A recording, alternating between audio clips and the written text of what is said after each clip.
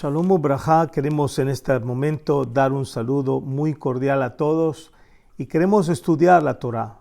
Queremos estudiarla para que los méritos de este estudio sirvan para atraer la misericordia divina sobre las personas que todavía no están bien, sobre aquellos que están pasando problemas económicos, familiares, lo que sea. Dedicamos esta parashá a la salud de todos, a la bendición de todos. Amén ve amén. Hay mucho que hablar, por supuesto, en la parashá Bereshit, la primera parashá de toda la Torá, conocida como el relato de la creación del hombre. También contiene la caída del hombre en el pecado, la desobediencia, y lo que viene después, los descendientes de Adán, Caín, el primer asesinato en la historia, Caín, su hermano que mata a Abel, etcétera, etcétera. Lo importante en esta parashá quizás es entender que hay extremadamente demasiado material para poder todo absorberlo en unos minutos, en unas cuantas horas. Yo pienso que no importa cuánto le dediquemos al estudio de la Torá, siempre será un raudal, siempre hay algo nuevo que aprender, detalles que no vimos cuando estábamos estudiando y que después lo volvemos a estudiar y lo volvemos a ver. Esa es la Torá, un raudal infinito de la sabiduría de Dios, porque tal como dicen nuestros sabios, la Torá y Hashem son uno solo. Quiere decir que cuando estudiamos la Torá, estamos dejando que Dios nos hable a nuestros corazones. Y eso es lo que queremos hacer en estos próximos minutos. Queremos hablar en primer lugar sobre algo que es muy de moda hoy, algo que hay máquinas que incluso las personas utilizan para poder tener acceso a esto, llamado el metaverso. Universo, digamos, imaginario o un mundo paralelo al mundo real. Estos metaversos o estos mundos imaginarios han existido desde el mismo principio de la creación y desde el mismo momento en que el hombre pecó contra Dios. Y lo vamos a ver en este momento. En primer lugar, es interesante notar que desde Génesis capítulo número 1 hasta Génesis capítulo número 2, verso 6, voy a repetir, usted puede buscarlo en su Biblia, Bereshit, en Génesis capítulo 1, versos del 1 en adelante, hasta el capítulo 2, verso número 5, no existe ningún texto de la Biblia que hable del mal. Se habla de Hoshech, se habla de tinieblas, se habla de cómo la tierra estaba desordenada y vacía, pero el texto sagrado como tal no aparece la palabra el mal, en hebreo ra, no aparece. Y por primera vez en el libro de Génesis, en Bereshit, en la primera parashá de la Torá, en el capítulo 2 y el verso 6, aparece por primera vez el concepto de mal. El concepto de mal. Dice la Torá, pero del árbol del conocimiento del bien y mal, no comerás de él. Es el primer momento en que aparece en la Torá la palabra ra, mal. Ahora, este concepto es una advertencia que Dios le da a Adán Arishon, al primer hombre, de mantenerse obedeciendo al Creador y no comer de ese fruto, llamado fruto prohibido, como lo llama la gente. ¿Qué es todo lo que significa aquí? Es que el mal en realidad también es parte de la creación de Dios. Sin embargo, Dios no diseñó, no quiso que el mal reinara en esta creación, en este mundo en el cual Adán fue creado, en el jardín del Edén. Y para eso Dios puso a alguien que fuera, digámoslo así, la autoridad máxima, el guardián del bienestar de toda la humanidad, el primogénito de toda la humanidad, el primero de todos los hombres, vamos a decirlo, Adam Arishon, como guardián, como responsable, como maestro, como rabino, si usted lo quiere llamar de esa manera, para enseñar a sus hijos y a su descendencia de no traspasar el mandamiento. En otras palabras, un mandamiento que prácticamente nos mantenía a todos los descendientes de Adán fuera del marco del mal, fuera de las fronteras del mal. Ahora, es bien importante notar que desde el mismo principio Dios dijo, vio Dios que la luz era buena. Y al final de la creación, Dios dijo, Tov Meod, algo que es muy bueno.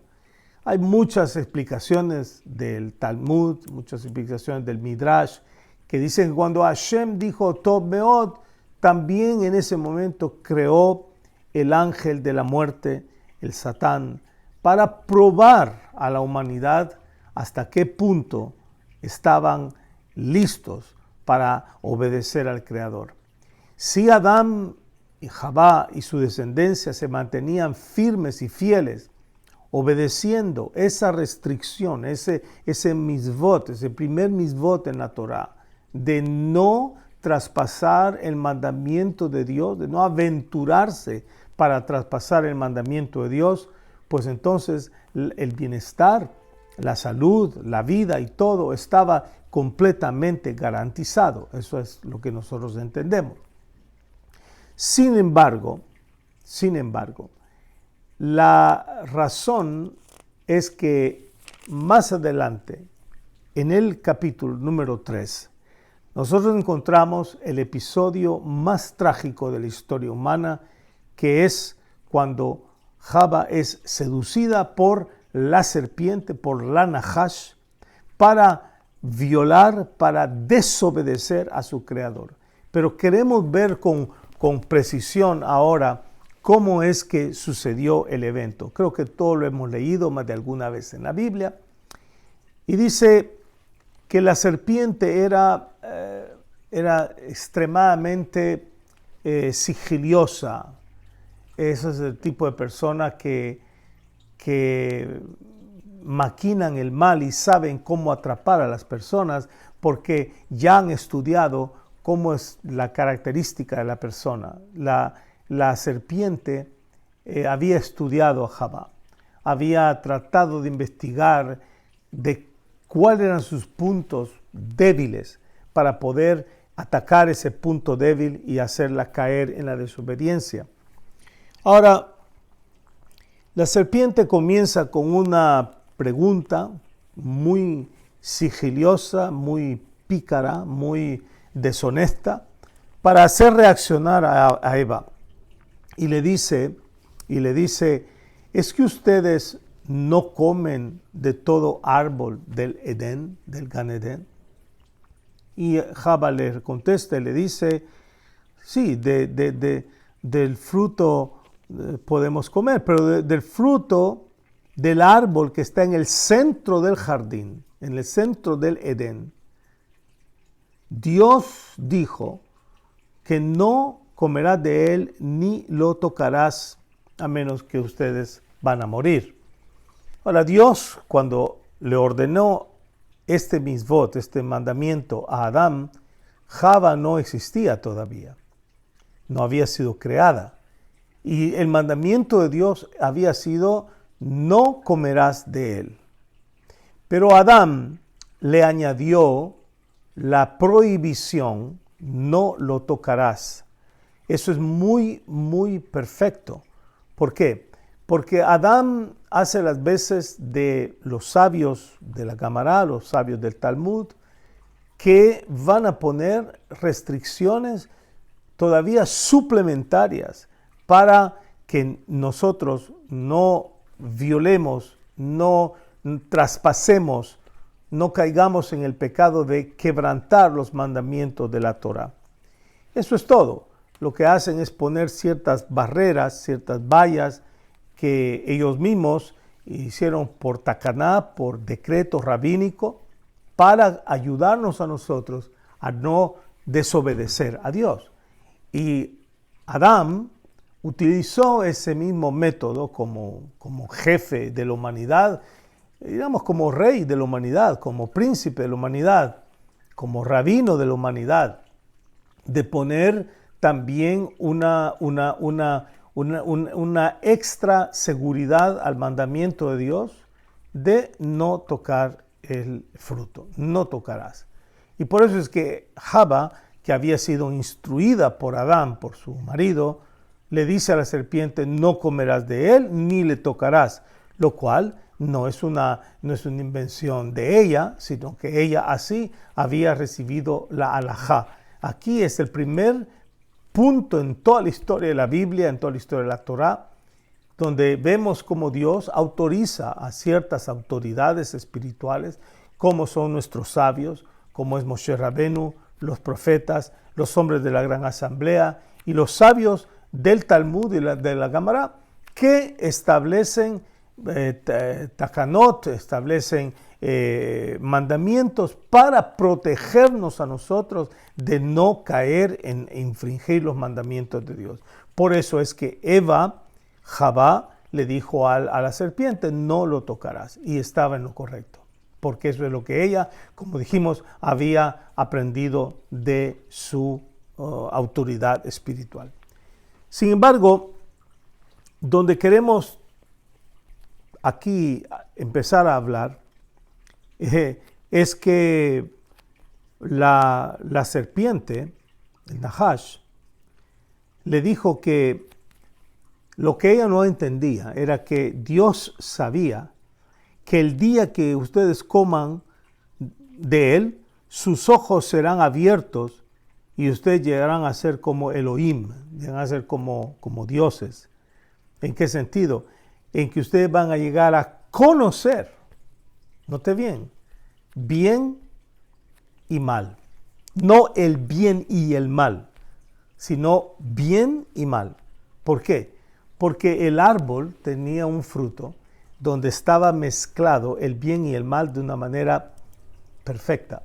Bien y mal estaba mezclado. Y ese mundo donde hay una mezcla entre el bien y el mal, Dios no quería que su creación cayera, ni siquiera que tocara, ni siquiera que se acercara a esa experiencia. ¿Por qué? Aquí viene lo interesante, es porque llegar a conocer el mal no es un requisito para tener comunión con Dios. No es necesario caer en los niveles más bajos del pecado para poder hacer tshuva, para poder hacer arrepentimiento y empezar una vida de restauración espiritual y de vida. No es necesario. No es necesario decir, bueno, yo aprendí a orar cuando estaba sentenciado en una cárcel. Bueno, si aprendió a orar, si aprendió, hizo teshuva en ese momento, pues Baruch Hashem. Pero no es necesario. Conocer el bien y el mal en una mezcla entre bien y mal es una aventura extremadamente peligrosa. Y por eso nuestros sabios dicen hay una mashal, un mashal de los sabios que dicen que cierta mujer fue a comprar vinagre donde una vecina de ella. El marido de esta vecina que vendía vinagre era encantador de escorpiones, esos que hacen con flauta, que hacen que las serpientes dancen y todo eso. De eso trabajaba el esposo de esta señora que hacía vinagre. Sin embargo, el hombre le había dicho a su mujer que en esa cesta, en esa canasta donde él guardaba todos esos animales, no metiera la mano, no la tocara. Y sin embargo, la vecina que vino a comprar vinagre dijo, no, le dijo, ese marido tuyo te está engañando. ¿Por qué? Porque adentro de esa canasta es ahí donde Él guarda el oro, la plata, piedras preciosas, y Él guarda cantidad de tesoros ahí. Él guarda su dinero ahí. La mujer fue, abrió la canasta, metió la mano y las serpientes la mordieron. Y los sabios dicen que se retorcía del dolor en el suelo hasta que llegó su marido, y la historia es que es así. Dios sabía que en la creación el mal es necesario. De hecho, si no existiera el mal, el bien no pudiera ser recompensado. Si no hubiera un Satán que nos induce al mal, ¿cómo pudiéramos nosotros ganar alguna recompensa por algún mandamiento de Dios? Si solo existiera el bien, seríamos como ángeles, como robots, porque no habría ninguna manera de probar nuestra fidelidad a Dios. Sin embargo, cuando existe el mal, aunque sea, sabemos que hay una existencia de un mal, de un mundo de mal, mantenernos alejados del mal ya es una gran proeza. Ya eso, a mantenernos alejados del mal, ya dice todo de nosotros. Por ejemplo, sabemos que existe la manera de robar, de matar, de violar, de quitarle la mujer a cualquier hombre. Y todos esos males que existen, sabemos que existen, pero no tenemos ninguna intención de ir a investigar cómo es que se planean un robo en un banco, ir a la internet y decir cómo es que se produce esto, cómo se da esto, cómo se dan estas relaciones, qué significa esto. ¿Por qué? Porque no necesitamos conocer el mal. Sabemos y estamos conscientes que existe el mal, Baruch Hashem, pero no vamos a investigar, no vamos a ir a probar, no vamos a ir a comer el mal con tal de probarle a Dios que somos fieles. Imposible. Entonces, cuando la Nahash le hace entender a Jabá que la verdadera vida espiritual no es simplemente conformarse y decir, bueno, yo conozco que existe el mal y me mantengo alejada del mal, sé que existe lo malo, yo no toco lo malo, y Baruch Hashem, yo estoy con Kadosh Baruj Hu, etcétera, etcétera. La Nahash le dijo, no, hay otro nivel, un nivel mucho más profundo que ese de espiritualidad, que se logra. Es cuando la persona no solamente sabe que existe el mal, sino que lo ha llegado a probar. Y cuando la persona prueba el mal y está en el mal, entonces la persona puede comparar entre el bien y el mal, y es como si fuera una persona superior a las demás personas. Porque ¿quién le puede hablar a un mafioso de cómo robar un banco sino otro mafioso que robó 10 bancos? Y así la idea fue de que en realidad probar el mal, violar los derechos, los decretos divinos, en realidad hace a las personas más fuertes, mejores. Y por eso es que usted ve muchas personas hoy que son rebeldes. Pero no son rebeldes porque en realidad ellos quieren ser rebeldes. No, sino son rebeldes porque están tratando de probar que valen algo. De hecho, violar o romper los decretos rabínicos. Y por ejemplo, una persona comienza y dice, yo no hago netilat yadayim, eso es, los hombres lo inventaron, no, eso es para mí, yo no oro todos los días, yo oro solamente una vez al mes. ¿Qué es lo que la persona está haciendo? Está tratando de probar que la persona es mejor, que conoce más que Moshe Rabenu, Haz Shalom lo aleinu, que conoce más que Abraham Avinu, que conoce más que los profetas. En otras palabras, se siente superior a los demás seres mortales. ¿Por qué? Porque sabe cómo decidir y qué hacer en su vida. Cuando una persona toma ese camino de decir, a mí no me importa lo que la gente diga, no me interesa lo que los rabinos hayan enseñado en la Gemara o en los escritos sagrados, lo que los profetas han enseñado, lo que la misma Torah enseña. Se siente superior, se siente que tiene una autoridad superior para dirigir su vida de acuerdo a sus propios caprichos y a sus propios deseos. Cuando Java, dice la escritura, dice que la mujer percibió que el árbol era bueno para comer. ¿Cómo sabía? No lo había probado. Java no sabía si esa fruta era amarga o dulce o ácida o simple. No sabía. Pero ¿cómo es que percibió? Su imaginación. Y en ese momento creó un mundo paralelo, un mundo de imaginación, un mundo en el cual Java creó un avatar, un universo paralelo al universo donde ella estaba, al Gan Eden, al lugar donde Dios los había creado y donde Dios los había puesto. De la presencia del Creador, del lugar de santidad donde habían sido creados, Java, mucho antes de ser expulsada junto con su marido Adán del Gan Eden, del Edén, ella ya vivía en un mundo paralelo. No se necesita salir del cuerpo para vivir en un mundo paralelo. Nosotros podemos crear nuestro propio avatar. Podemos crear nuestros propios universos paralelos. ¿Cómo? Con la imaginación.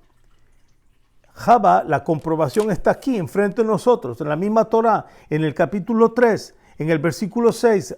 La mujer percibió que el árbol era bueno para comer. ¿Cómo lo sabía? Imaginó que era bueno, sin haberlo probado. Eso es el poder de la imaginación. La imaginación que es capaz de crear universos, mundos que no existen en realidad y que solo existen en la imaginación de la persona.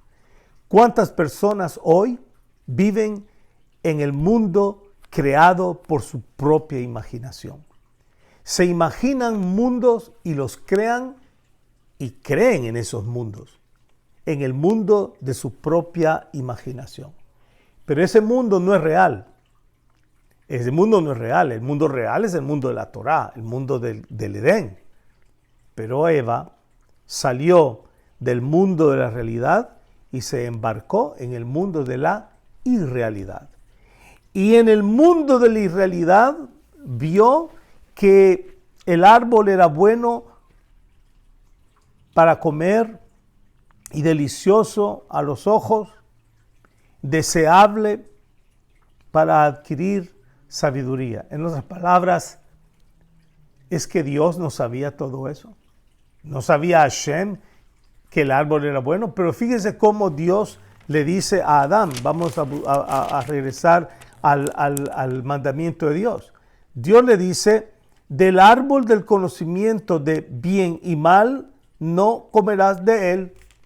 Pero Hashem no empezó a decirle, es un árbol delicioso, es un árbol aquí, es un árbol que es deseable a los ojos, es un árbol delicioso. No.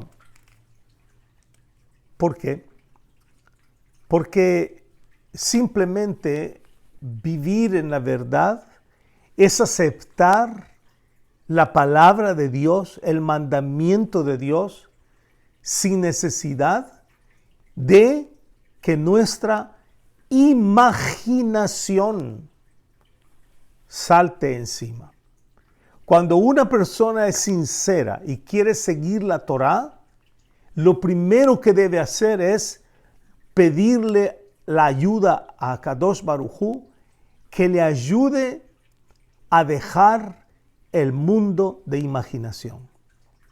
Porque si nosotros estamos sumergidos en un mundo de imaginación, entonces no podemos servir a Dios en la Torá. ¿Por qué? Porque si nosotros vemos la palabra del Creador diciéndole a Adam Arishon del árbol del conocimiento del bien y del mal, no comerás de él. Y cuando vemos a la mujer, oh my God, la mujer le añade versículos y palabras al versículo. Y la misma Torá nos dice conocimiento de bien y mal. Y la mujer percibe que el árbol era bueno para comer y que era delicioso a los ojos y un árbol deseable para alcanzar la sabiduría. Y la imaginación vuela y vuela.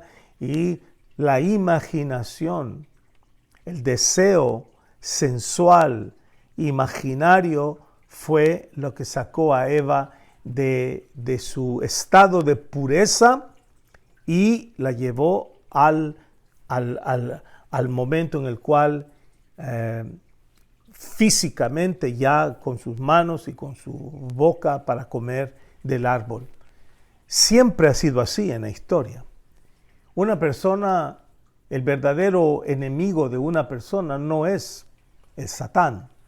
Recuérdense que el Satán lo único que hizo fue una pregunta y una afirmación. El resto lo hizo Eva. El Satán puede venir y tentarnos a nosotros, pero si le damos cabida a la pregunta, a la cizaña, al veneno de la serpiente, que pueda meter en nuestro corazón, en nuestra mente, duda o deseo de grandeza u otras cosas bien profundas en el corazón, va a lograr que nuestra propia imaginación comience a trabajar en nosotros y nos haga precisamente degradarnos en el mundo avatar, en el universo, vamos a decirlo, imaginario que nosotros vamos a construir. Muchas personas lamentablemente viven en mundos imaginarios, como dijimos al principio, hace unos minutos. Viven en mundos imaginarios. Y esos mundos imaginarios son muy peligrosos, porque como dice el refrán, cada cabeza es un mundo. No tendría que ser así. El verdadero mundo es el mundo de la Torá. El verdadero mundo es el mundo de servir a Dios. Ese es el verdadero mundo. La tefilá, los misvot, la tzedakah, los actos de bien, el estudio de Torá, dedicarse a un trabajo, obtener un salario, practicar la justicia, practicar el bien, amar a Dios, estar en ese continuo estudio, oración, lectura de Tehilim, fiestas en las cuales vemos a las demás personas de la comunidad. Ese es el mundo de la verdad. Ese es el mundo de la verdad. Desafortunadamente ahora, con un teléfono celular, las personas tienen acceso a mundos imaginarios. Pongamos, por ejemplo, el mundo negro y oscuro de la pornografía, que están de moda hoy. Bueno, no tanto como hace años, pero todavía tiene millares de usuarios. ¿Cómo es posible? Porque todas esas escenas que las personas ven en los teléfonos celulares están en la pantalla, no son físicas. Sin embargo, en la imaginación, las personas están adentro de esos mundos. La persona penetra su alma, su mente, su neshama. La mete dentro de un cuarto donde hay dos personas haciendo cosas horribles, horrendas contra Dios. Y es cierto que físicamente no saben ni quiénes son, ni dónde viven, ni por qué filmaron esa película, ni cuánto ganaron, no sabe los nombres, no sabe nada. No necesita saberlo, pero espiritualmente esa persona se transportó al mundo ese del avatar, al mundo imaginario, y tal como ellos estaban cometiendo esos actos sucios, extremadamente oscuros y sucios, la persona entró a ese mundo y también se ensució con el pecado que se estaba practicando en ese momento. Por eso es que nosotros tenemos que ver y tener mucho cuidado cuando nosotros abrimos el internet para no ver escenas de nudismo que van a afectar nuestros ojos. ¿Por qué? Porque todo eso nos va a llevar a un mundo de imaginación del cual nos va a costar salir. Sin embargo, esto es lo más interesante, es cuando Dios, y voy a tratar de que estudiemos juntos este Midrash. Una de las preguntas que le hace Dios a Adán cuando lo va y lo busca en el huerto del Edén, recuérdense que Adán, después de pecar con su mujer, se dieron cuenta que estaban desnudos. Y nadie les dijo a ellos, ustedes están desnudos. Usted puede buscar en el relato de la Torá, la serpiente no vino a decirle, por ejemplo, a Adán, mira Adán, ahora estás desnudo, mírate, estás desnudo. No. ¿Cómo es que se dieron cuenta? A través de la imaginación. Porque donde no hay kedushá, hay imaginación. Recuérdense que la imaginación es totalmente contraria a la fe, a la emuná, a la bitajón. Cuando una persona estudia Torah, es una persona que le cuesta imaginar cosas. Porque su mente está completamente estudiando, repasando, pensando en hechos reales de enseñanzas talmúdicas, enseñanzas de la Gemara, etcétera, etcétera, pero no tiene tiempo para imaginar. De hecho, nosotros los que estudiamos Torah somos los más inútiles para imaginar, pues no tenemos imaginación. Y de eso se trata, porque vivimos en el mundo de la Torah. Pero vamos a la pregunta que hace a Kadosh Baruj Hu. Le dice, Vayikra Hashem Elohim et al Adam Vayomer lo ayeka. ¿Dónde estás tú, ayeka? La pregunta es que Dios no sabía dónde estaba Adán. Claro que sí sabía. Pero entonces, ¿por qué le dice ayeka? ¿Qué significa?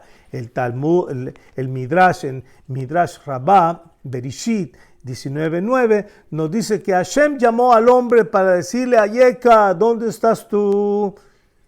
Entonces, el Midrash nos dice que lo que Dios le estaba diciendo a Adán, es cómo es que tú has llegado a este extremo, a este camino. ¿Cómo es que tú llegaste aquí, a este camino? ¿Cómo llegaste a esto? En otras palabras, ¿cómo llegaste a esto? El Midrash continúa diciendo, dice, ayer lo voy a traducir, estabas completamente deseando mi voluntad, deseando mis deseos. Y ahora tu único deseo es la voluntad de la serpiente. ¿Cómo es que llegaste a esto? ¿Qué te llevó a esto? La respuesta es la imaginación. El mundo imaginario que Javá creó, el mundo imaginario que transmitió a Adán. Por eso digo, y con pruebas de la Torá, que antes de ser expulsados del Edén, ellos ya no estaban en Edén. Mentalmente ya no estaban ahí.